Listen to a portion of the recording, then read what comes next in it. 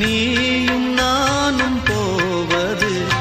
காதல் என்னும் பாதையில் சேரும் நேரம் வந்தது மீதி தூரம் பாதியே பாதை ஒன்று ஆன போதும் திசைகள் வேறம்மா எனது பாதை வேறு உனது பாதை வேறம்மா மீராவில் கண்ணல் மீராவிடமே எனதாருயிர் ஜீவன் என்னை ஆண்டாளே வாழ்க என்றும் வளமுடன் என்றும் வாழ்கவே.